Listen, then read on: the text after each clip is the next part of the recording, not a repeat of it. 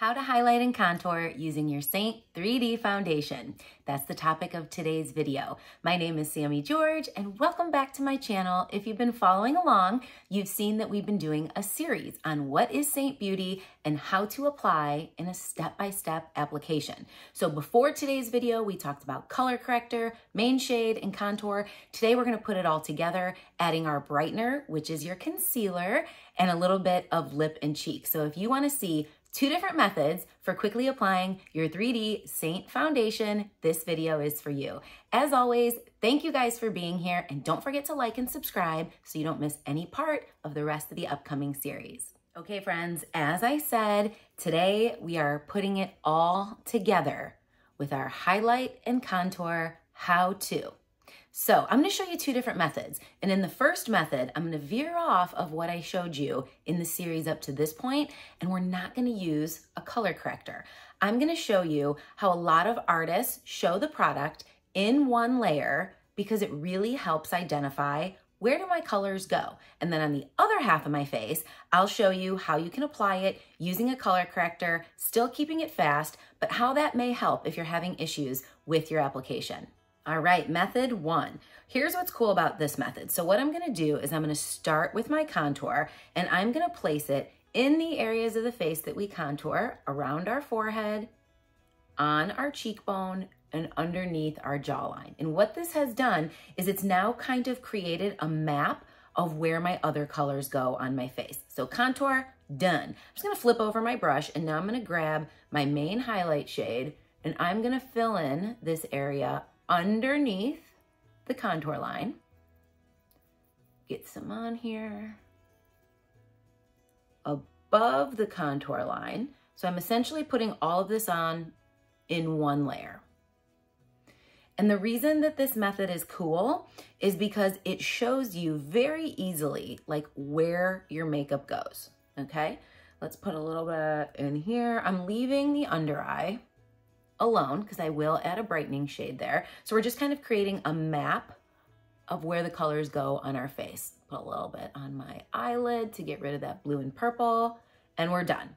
So we have our contour on, we have our main shade on. Obviously we haven't blended yet. Now I'm gonna use that same small end and I'm gonna brighten. We brighten in the inner and outer corner of the eye, bring it in to create kind of that light and bright under eye. A little patchiness here. And now we also go in the center of the face, down the middle of the nose, top,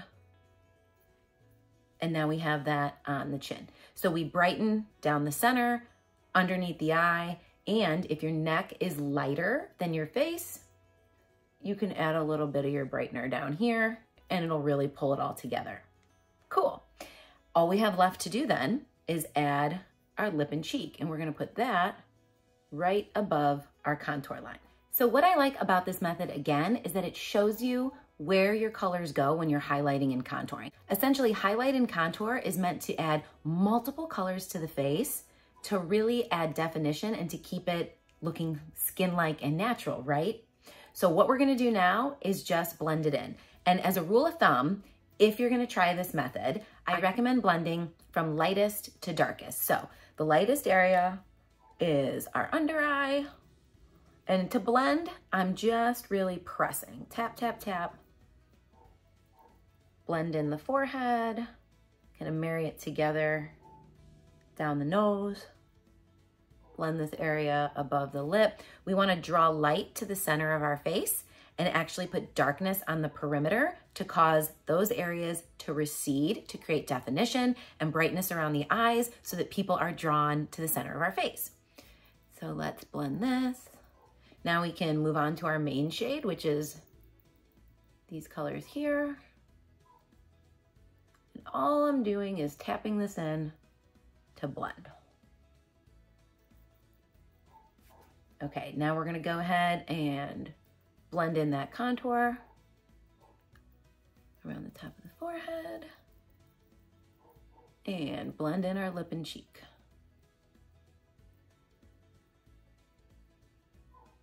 Easy peasy, right? So that gave you a really good idea of where your colors go and how you can quickly apply this in one layer to still get definition, brightness in the center of the face, that definition with our contour that really helps frame the face. Here's the reason why I don't love this method. For somebody like me who has dark under eyes, redness in my mask area, and some discoloration from acne and acne scarring, what will happen throughout the course of the day is that after about 3 or 4 hours, my makeup will start to break up. So what do I mean by break up? Like these areas where I have this redness and this acne are gonna start to look patchy. My darkness under my eye is gonna start to show through. Not to mention, I have a ton of texture in this area right now. So what are you to do, right? So the way that I traditionally apply this makeup is not in this order. I apply it in a step-by-step light layering order because it gives me really good longevity. My makeup lasts all day. And for me, this looks a little bit heavy. I can still get a full face of makeup. I can still get full coverage without it looking heavy and looking a little bit more like skin in kind of the method that I've been teaching in this series. So today on this side of my face, I'm gonna show you my traditional method so that if you're somebody who has been doing this and you like your makeup, but you don't love it, maybe you're really emphasizing the texture around your eyes, around your mouth, maybe your makeup is breaking up or looking patchy or some of that discoloration that you have is popping through, I want you to try this. For me, the game changer is when I added one additional highlight color to my palette known as my color corrector, where I have found that this makeup is the absolute best for anybody with mature skin, anybody with discoloration, is when you take care of the darkest points in your face first, your dark under eyes, redness, rosacea, acne, acne scarring, whatever it is that might be of a darker pigmentation in your skin. If you take care of that with a darker highlight shade, and I will match you, your artist will match you to the appropriate color corrector, you can use far less makeup than we used over here, get better coverage and longevity, and your makeup's gonna look really skin-like.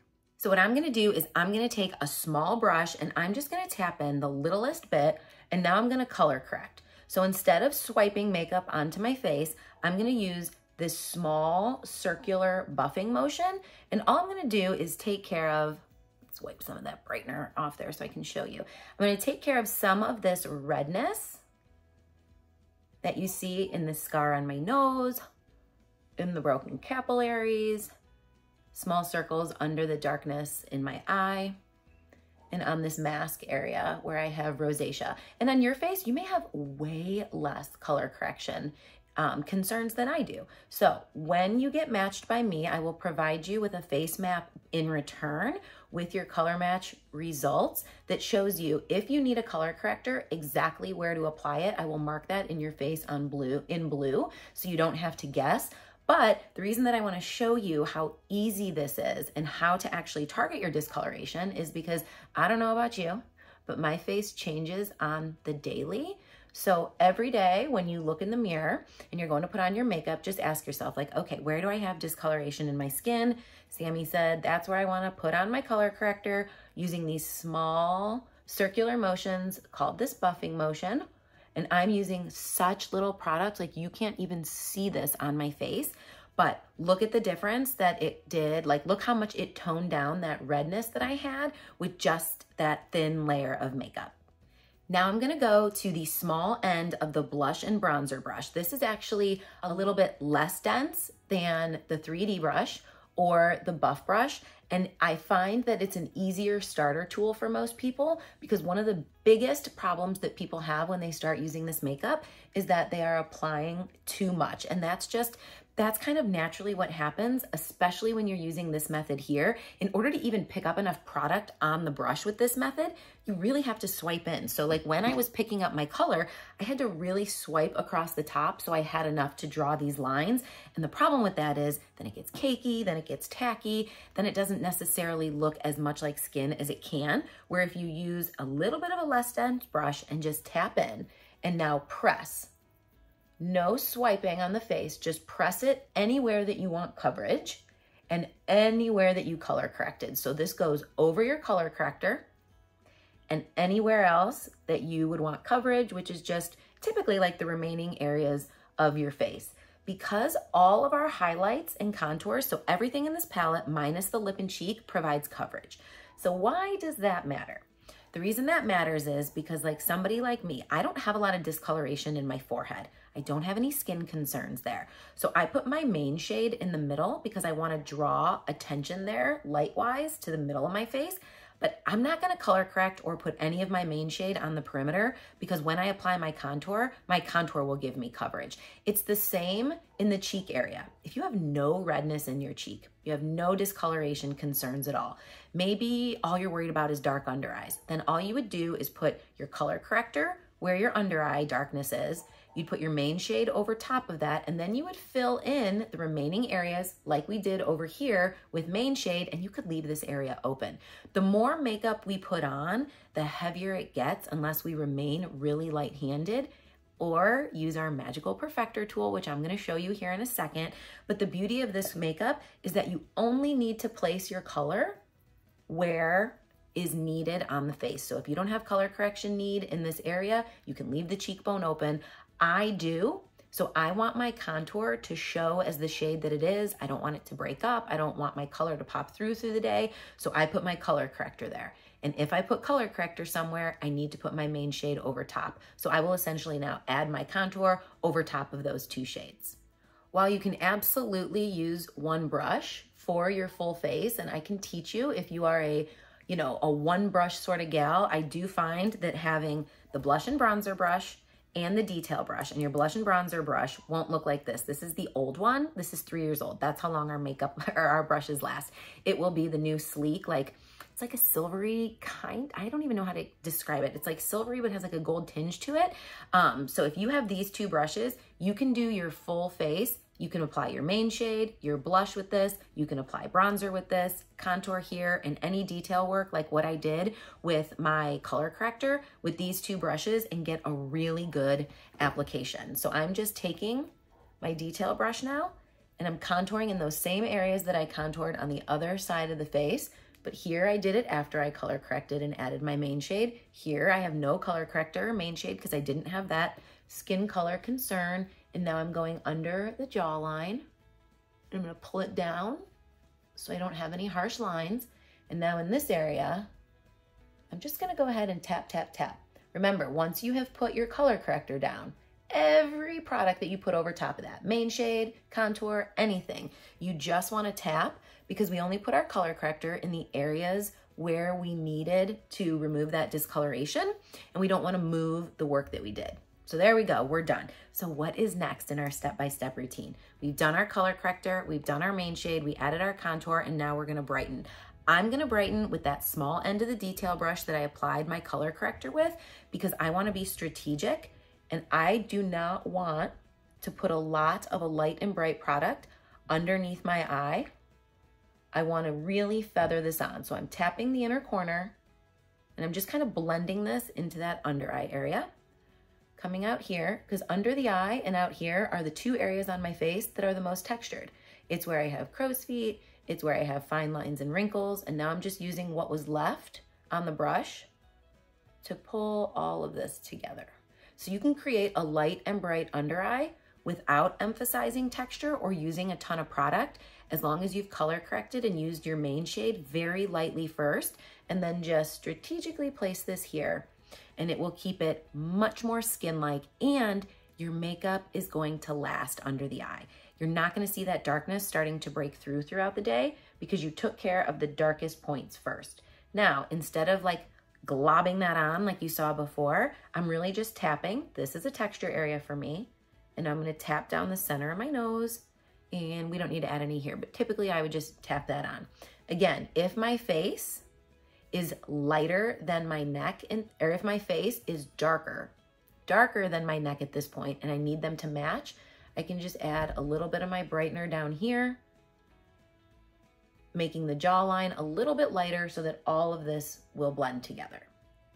With this method, before we move on to lip and cheek, it's time to use our perfector. This is Seint's Beauty Blender.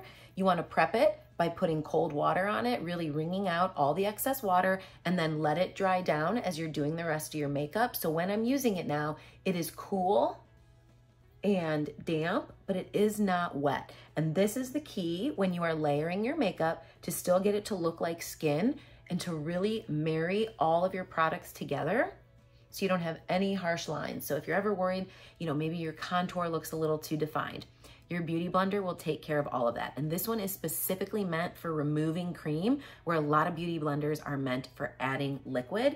But we do that after we highlight and contour before we add bronzer or lip and cheek, because everything up to this point has provided coverage. Lip and cheek, bronzer, illuminator, all of those things are extras. They don't add coverage, and they're really easy to remove with a beauty blender. So you wanna make sure you do this step before you go in with anything else. And now we have a really skin-like finish over here, and you can see, like over here, I have this sunspot. I hope it shows through on camera, that's already popping through. Over here, I have a matching sunspot, and you don't see it because I color corrected it. I added coverage with my main shade, and then my brightener goes in that area after. Going back to the small end of the blush and bronzer brush, I'm gonna go ahead and tap into my lip and cheek, and I'm just going to go 2 fingers from the nose, smile, I'm gonna go on the outside apples of my cheek and just pop this on, still only pressing on product right up that contour line, and now that all blends together really nice. If you wanna use your finger, I can. I find it easier to use the brush. I think it blends easier, and I think I can build it up more. So with these products, less is always more. You wanna start with less and then build it up as you want. Sometimes when you put it on with your finger, or if you're using a more dense brush, you put so much product on to begin with that you have to really work to blend it out. But that's it, you guys. So here are 2 different ways to apply your Seint 3D foundation. Like I said, over here, I think this does a really good job of showing you how to map out your highlight and contour areas of the face. If this works for you, that's great. There's absolutely nothing wrong with it. And right now, it looks pretty good. The one thing that I do notice that always happens for me is that when I apply it, my contour tends to drag down a little bit more, where when I'm a little more strategic over here and apply less contour, it helps lift the face. The lower we get with our contour, and really the wider that line gets as we start to head towards our smile lines, the more our face, kind of drags down a little bit. But outside of that, we're pretty good. A little breakthrough in coverage already. But I can tell you in about 3 or 4 hours, this side is not going to look as good as this side because the points of discoloration are going to start to show through. So if this works for you, or you're learning highlight and contour placement, give this a shot and see what you think. If after a couple hours you notice that your makeup looks patchy or it's breaking up, you really want to go and try this method. And if you're one of my clients and you come to me and you tell me that you have redness, dark under eyes, any sort of discoloration on the face, I'm going to teach you this method from the get-go because I think it's easier to color correct and add minimal product over top and get a really natural skin-like finish than it is to try and troubleshoot color issues over here. Because what most of the time people do is when they notice their makeup is breaking up, they just start adding more. And that's when your face feels a little bit unnatural, a little bit heavier or cakier than you would like it to be. But that's all that we have for today. I hope you found this helpful. Stay tuned for next week. We're going to talk a lot more about the next step in our application, which is going to be specifically talking about lip and cheeks, formulations, different ways to apply, how you can layer colors together to really have fun with it. So as always, thank you guys so much for being here, and we'll see you again next week.